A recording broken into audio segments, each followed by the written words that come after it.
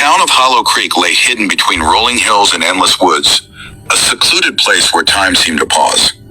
Its streets, narrow and cracked, were lined with houses that told stories of simpler times. Faded paint, creaky porches, and the scent of damp earth. It was the kind of town where everyone knew your name, your family's history, and the skeletons in your closet. Yet despite this intimacy, Hollow Creek had its secrets. One in particular was whispered about only when the streets were empty, the lights dim, and the wind carried no one's voice. It was the story of Elias Crane. Elias arrived in the fall when the air had just begun to bite and the trees burned orange and crimson. He came on foot, a single suitcase in hand, his tall frame silhouetted against the dying light. The house he moved into sat at the edge of town, where the woods began. It was an old, sagging relic with peeling paint and a sagging roof, abandoned for as long as anyone could remember. Children dared one another to step onto its porch, but none were brave enough to venture inside. When Elias appeared, he was a curiosity. People wondered why anyone, let alone a man as well-dressed as him, would want to live in such a place. His clothes were neat, his shoes polished, and his gloves, always gloves, made of supple brown leather. He had a charm about him, the kind that made people smile before they realized they were doing it. He didn't keep to himself, as some newcomers did. Instead, Elias made it a point to visit every shop, every corner of Hollow Creek. He introduced himself with a firm handshake and a smile that seemed just a little too wide. "It's a pleasure to meet you," he'd say, holding their gaze a moment longer than necessary. His grip was warm, almost too warm, and lingered just long enough to make the other person uncomfortable. At first, the town welcomed him. Elias was helpful, always offering to lend a hand.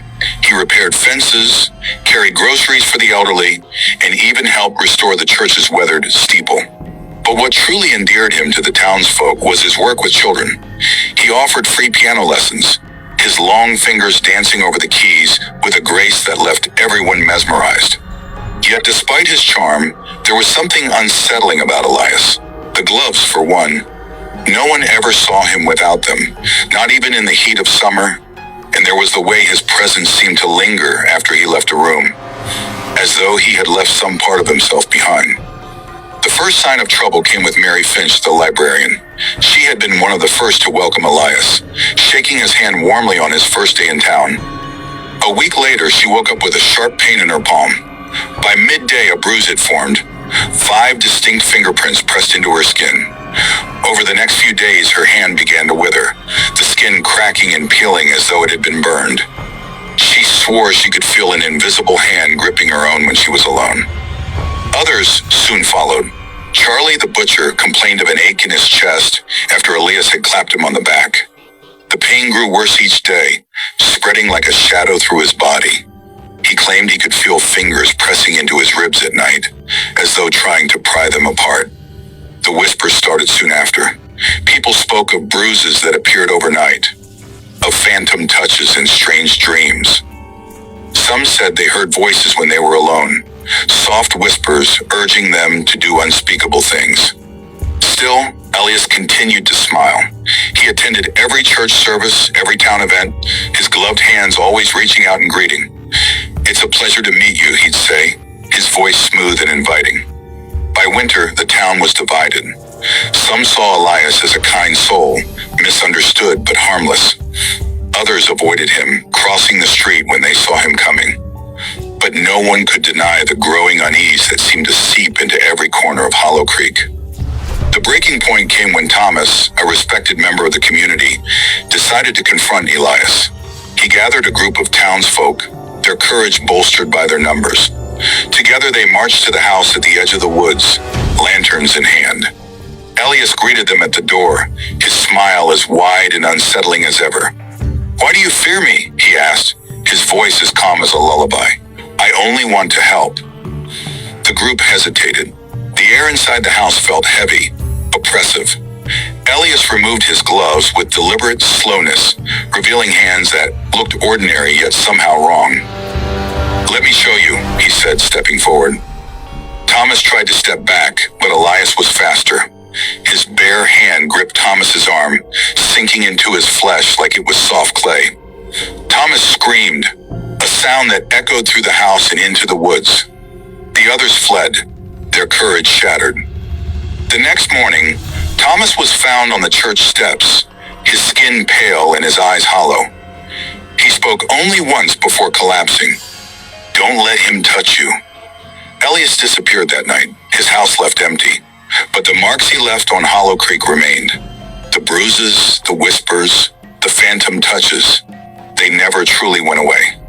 Even now on stormy nights, when the wind howls through the trees, people swear they hear his voice, soft and inviting. "It's a pleasure to meet you," it whispers. And no one shakes hands in Hollow Creek anymore.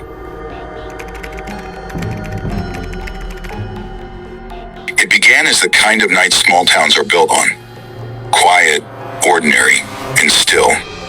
The kind of night where even the winds seem too lazy to stir the autumn leaves. In Meadowbrook, a town where gossip traveled faster than the morning paper, life rarely deviated from its predictable rhythms.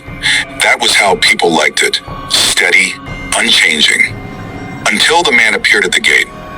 The gate belonged to the old Carmichael house, a crumbling Victorian mansion sitting on the edge of town like a specter of another time.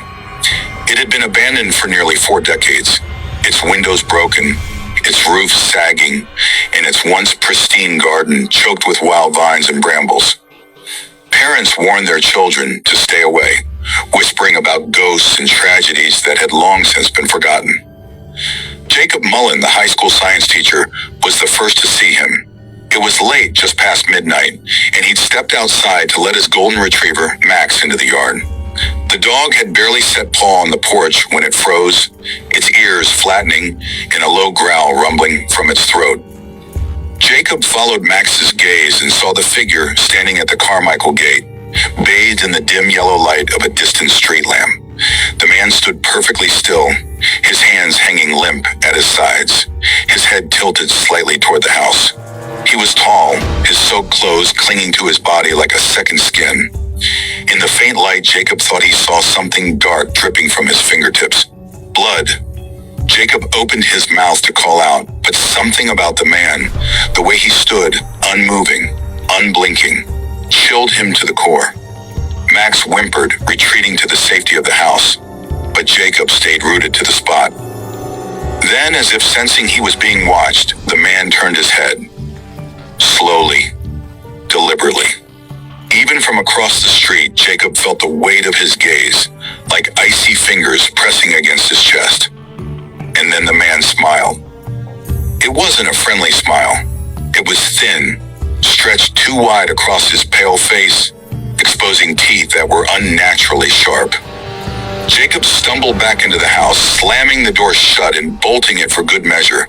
He told himself it was a trick of the light, his imagination playing games with him. But as he climbed into bed, his pulse still racing, he couldn't shake the image of that smile. By morning, the rumors had begun. Several townsfolk claimed to have seen the man at the gate. Mrs. Hargrove, who walked her terrier at dawn, swore she'd caught a glimpse of him just before sunrise, standing as still as a statue. The grocery store clerk said she saw him vanish into the shadows when she drove by on her way home. But by daylight, the man was gone, leaving no trace. Not a drop of blood, not a footprint in the dirt. The strange thing was, everyone who had seen him said the same thing. It wasn't his presence that unnerved them, but his smile. It wasn't right, they said. It didn't feel human. For the next few days, the town was gripped by unease. Parents kept their children indoors after dark, and even the most skeptical residents found themselves avoiding the Carmichael house. But as the week wore on and the man didn't return, life in Meadowbrook began to settle back into its usual rhythms. And then Lily Farrow disappeared. Lily was 17, the kind of girl everyone adored.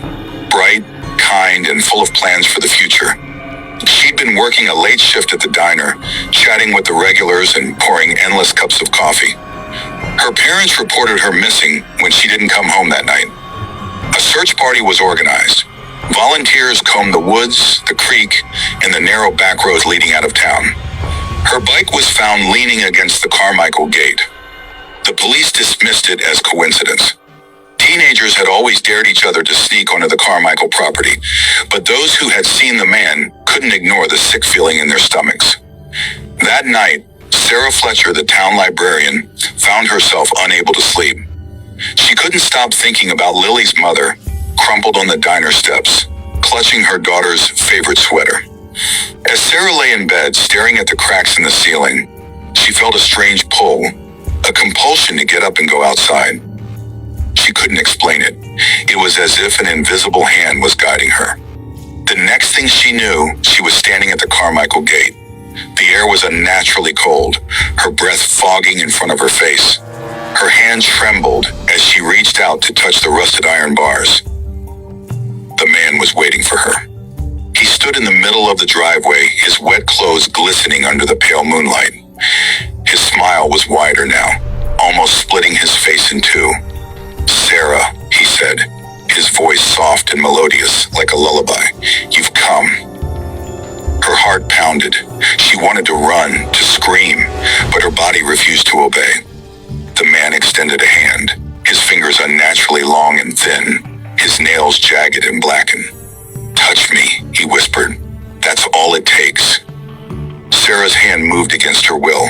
The moment their palms met, a wave of icy pain shot through her body, rooting her to the spot.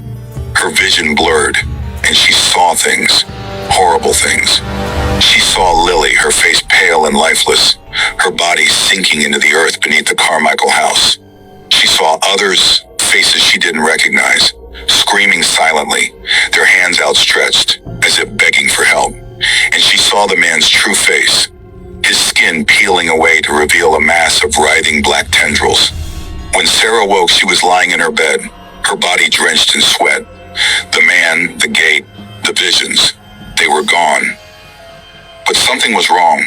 She felt hollow, as if a piece of her soul had been torn away.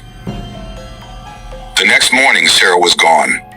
Her house was empty, her car still parked in the driveway. On her bedroom mirror, scrawled in shaky red letters, were the words, "His touch is forever."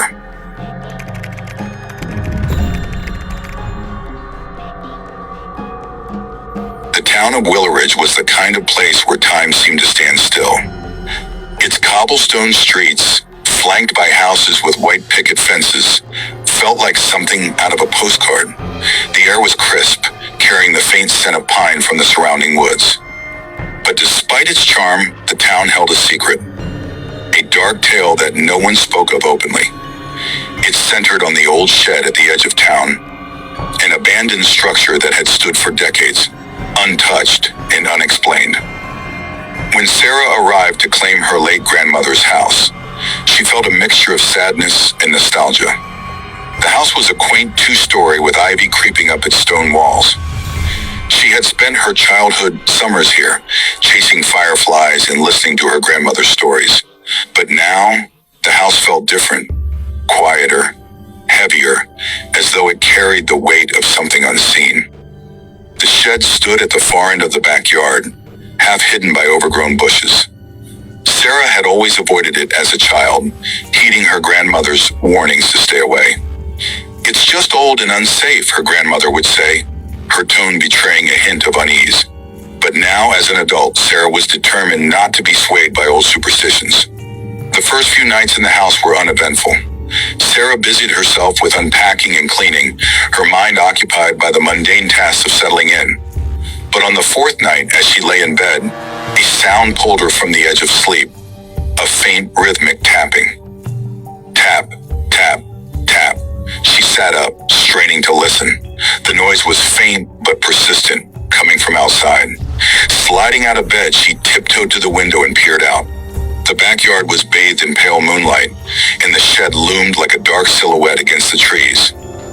She squinted, her heart quickening, when she noticed a faint flicker of movement near the shed door. The rational part of her mind dismissed it as an animal, perhaps a raccoon or stray cat. But something about the movement felt deliberate, almost human. Shaking her head, she told herself she was imagining things and crawled back into bed. The next morning, curiosity got the better of her. She ventured out to the shed, armed with a flashlight and a growing sense of dread. The door was slightly ajar, its rusted hinges creaking as she pushed it open. Inside, the air was damp and heavy, carrying the scent of mildew and decay. Old tools hung on the walls, and a workbench sat cluttered with forgotten relics. As she scanned the room, her flashlight beam landed on something odd, a small, hand-shaped smear of dirt on the inside of the shed door. Her breath caught. It was too large to belong to a child, yet too small to be an adult man's. The edges of the print were smudged, as though whoever made it had been in a hurry. No, Sarah backed out of the shed, her pulse racing. She locked the door with the rusted padlock that still hung there, resolving to leave it be. But that night the tapping returned, louder this time. Tap, tap, tap.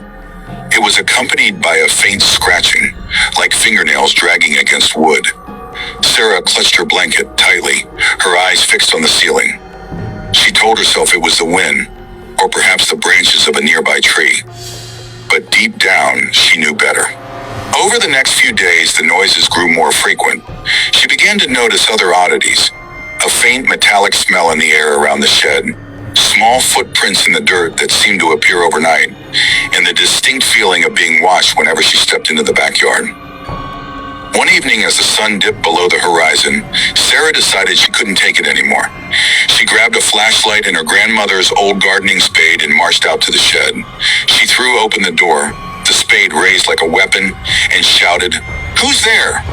The shed was empty, but as she turned to leave, something cold brushed against her arm. She gasped, dropping the flashlight, which rolled across the floor and cast eerie shadows on the walls. Her skin prickled where she'd felt the touch, as though something had leached the warmth from her. That night she dreamed of her grandmother, standing at the foot of her bed. "You need to leave," her grandmother said, her voice trembling. "It's not safe." Sarah woke with a start, her heart pounding. Determined to find answers, she visited the town's historical society the next day. She pored over old records and newspaper clippings, searching for any mention of the shed. What she found made her blood run cold. The shed had once belonged to a man named Thomas Wren, a reclusive carpenter who had lived alone on the property in the late 1800s. According to the records, Wren was suspected of kidnapping several children from the town, but no evidence was ever found. He disappeared one night, leaving behind only his tools and a trail of unanswered questions. As Sarah read on, she discovered a chilling detail. The children had all been lured by Wren's offer of handmade toys, each one designed to mimic the human touch. A wooden doll with jointed fingers, a marionette with lifelike hands. That night, the noises escalated. The tapping turned into pounding, and the scratching grew frantic. Sarah stayed awake, clutching her phone, ready to call for help. But as the hours passed, a new sound emerged. Whispers, soft and urgent, as though someone were just outside her window. "Come outside," they seemed to say. "Come and play." Summoning all her courage, Sarah grabbed her flashlight and crept to the window.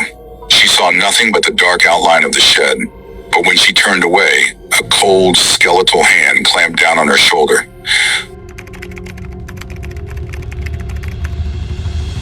There's something uniquely unsettling about small towns. Their charm lies in their quietness, their predictability, but in the silence you begin to hear things. Small whispers, snippets of rumors, and sometimes the sound of someone watching too closely. I moved to Harper's Hollow 3 years ago. It wasn't planned. I had no grand ambitions of starting fresh in a cozy rural hamlet. But life in the city had worn me thin. The constant noise, the suffocating crowds, and the endless hustle had become unbearable. Harper's Hollow offered a respite I desperately needed. The town was picturesque, winding roads lined with maple trees, small brick shops with old-fashioned signs, and the kind of townsfolk who waved even if they didn't know your name. My new home was a modest, weathered cottage at the end of Cedar Lane near the woods. It was quiet, perfectly so. Or so I thought. The first time I met Mrs. Calder, she startled me. I'd been unloading boxes from my car when I turned to find her standing at the edge of my driveway, clutching a wicker basket filled with cookies. She was in her 60s, with steel pale gray hair pinned neatly into a bun. Her smile was warm, but her eyes lingered too long on mine as if trying to read something deep within me. "Welcome to Harper's Hollow," she said, extending the basket. Her hand brushed mine as I took it, and a shiver ran up my arm. Her touch was icy, unnaturally so. "You'll love it here, but a word of advice: don't wander too far after dark." Her words struck me as odd, but I brushed them off as small-town eccentricity. That evening, I sat by the window munching on one of her cookies and staring out at the woods. The trees seemed to ripple in the breeze, their shadows flickering like living things. For the first time, I noticed how quiet it was. Not the comforting silence I'd imagined, but an oppressive stillness that seemed to listen. The first strange occurrence happened a week later. I'd been unpacking late into the night, and as I climbed into bed, I heard it, a soft tapping at my bedroom window. At first I thought it was a branch brushing against the glass, but the sound was too rhythmic, too deliberate. I hesitated before pulling back the curtain, my breath catching in my throat. But there was nothing there, only the dark outline of trees swaying gently in the moonlight. I told myself it was just my imagination, a product of exhaustion. But the next morning I found faint handprints on the glass. They were slender and elongated, too large for a child's, but too delicate for a man's. I convinced myself it was a prank, maybe kids from the neighborhood. Still, I felt uneasy. Over the following weeks, the feeling of being watched became constant. Every time I stepped outside, I'd catch a flicker of movement in Mrs. Calder's window. Her silhouette was always there, unmoving, her head tilted as if listening to something I couldn't hear. Inside my house, the unease grew. Sometimes I'd feel a sudden sharp pressure on my shoulder or the back of my neck, like a hand briefly touching me. But when I turned around, I was alone. Then there were the whispers. At first they were faint, almost imperceptible, like wind rustling through leaves. But over time they grew louder, clearer. They came from the walls, the floors, even the air around me. It was always the same, a single drawn-out word: stay. I tried to rationalize it. Old pipes, settling wood, maybe even my own mind playing tricks. But deep down, I knew something was wrong. The night I found the footprints, I decided to leave. I woke suddenly, my heart racing, as though I'd been pulled from a nightmare I couldn't remember. The room was cold, unnaturally so. My eyes drifted to the floor, and my stomach dropped. There, in the faint light spilling through the window, were muddy footprints leading from the front door to my bed. They stopped inches from where I slept. I bolted upright, grabbing the nearest object, a lamp, as a weapon. I checked every door, every window. All were locked, bolted from the inside. No one could have gotten in. The next morning I marched straight to Mrs. Calder's house. She greeted me with her usual smile, but there was something darker beneath it, something that made my skin crawl. "You've been seeing them, haven't you?" she asked, her tone casual, as though we were discussing the weather. "Seeing who?" I demanded, though part of me didn't want to know. Her smile widened, and for a moment, her face seemed to stretch unnaturally, her features blurring. "The ones who never leave." I didn't sleep that night.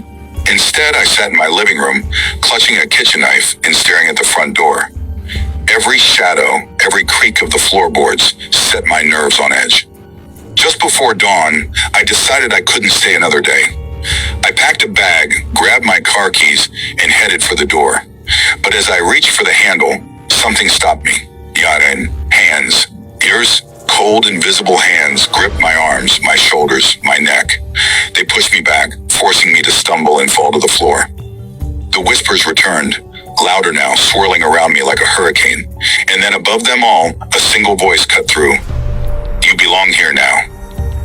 The room went dark.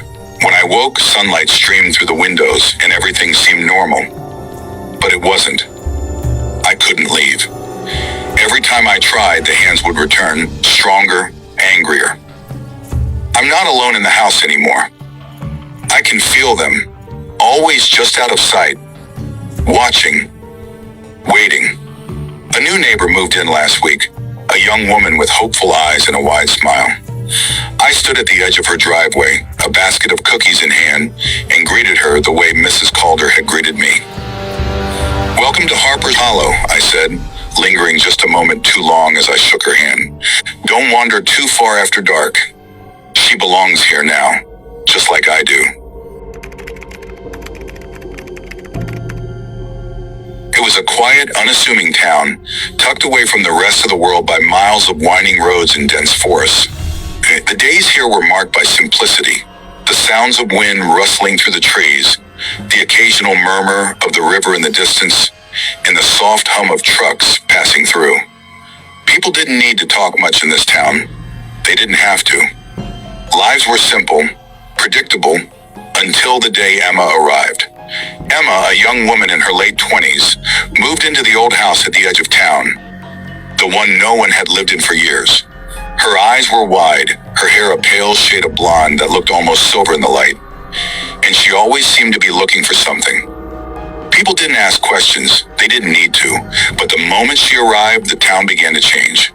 A certain unease settled into the air, as though the town itself knew that something was coming, something dark. At first, nothing seemed amiss. Emma kept to herself, a solitary figure in the corners of the cafe, always staring out the window, her face vacant and lost. Her presence was unsettling but harmless. Until the first disappearance. It was Ruth, a widow in her 60s, whose house was located just a few streets away from Emma's. Ruth had lived alone for years, a quiet woman who kept to herself, much like Emma. But one morning her house was found in an eerie stillness. Ruth's lifeless body was sprawled across the kitchen floor, her eyes wide open, her expression frozen in a permanent state of shock. No sign of struggle, no sign of a break-in. But there was something odd about Ruth's body. Her skin, despite the warmth of the room, was unnaturally cold, colder than anyone could explain. The townspeople gathered at her funeral, whispering amongst themselves. Some believed it was natural causes, but others could feel it, the same thing that had begun to haunt their dreams. A presence, cold and relentless, that had taken Ruth in the dead of night. But no one spoke it aloud. Not yet. Emma's name started to be spoken in hushed tones, but no one dared to confront her. People said she walked at night, wandering the edges of the town with her gaze fixed on the faces of the missing. And when she spoke to people, they couldn't shake the feeling that something wasn't right.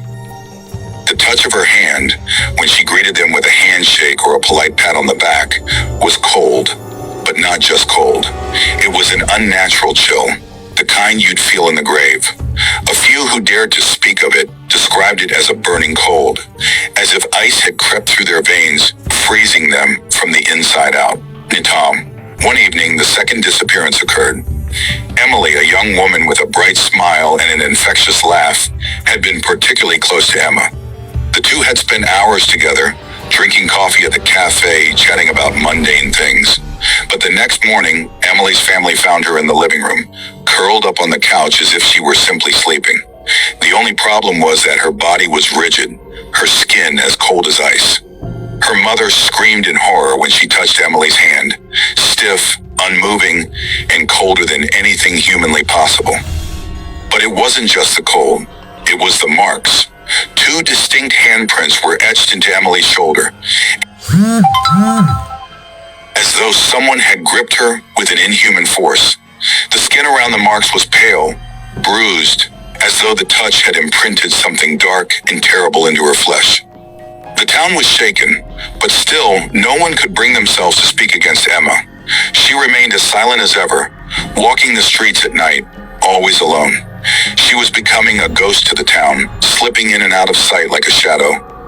But her touch, it became the thing people feared most. The third disappearance occurred on the night of the annual town festival. It was meant to be a celebration of the harvest, a time for laughter and music. But that night, the air felt oppressive, heavy. People didn't speak of it, but everyone could feel it. Something was wrong. Emma appeared at the festival, as she always did, standing quietly at the edge of the crowd. She watched, but didn't participate. Her smile was strange now, something unsettling in the way it curled at the edges. And when people greeted her, they felt it. Something was off, something deeply wrong about the way she interacted. When Sarah, a childhood friend of Ruth's, approached her to offer a polite greeting, Emma reached out to shake her hand. It was cold, cold in a way that wasn't natural. Sarah hesitated for only a moment before she took Emma's hand, but as soon as their palms met, a surge of ice shot up Sarah's arm, spreading like wildfire through her veins. It was no ordinary cold. The sensation burned her skin like being burned by frostbite. Emma's grip tightened, and Sarah felt a distinct pressure. 3 fingers, sharp and cruel, pressing deeply into her skin. When Sarah pulled away, her hand was marked with 3 long, deep indentations, like claws had dug into her flesh. Cold, Sarah whispered, barely able to speak. It's not just cold, Emma replied softly, her voice an unsettling echo. It's the touch.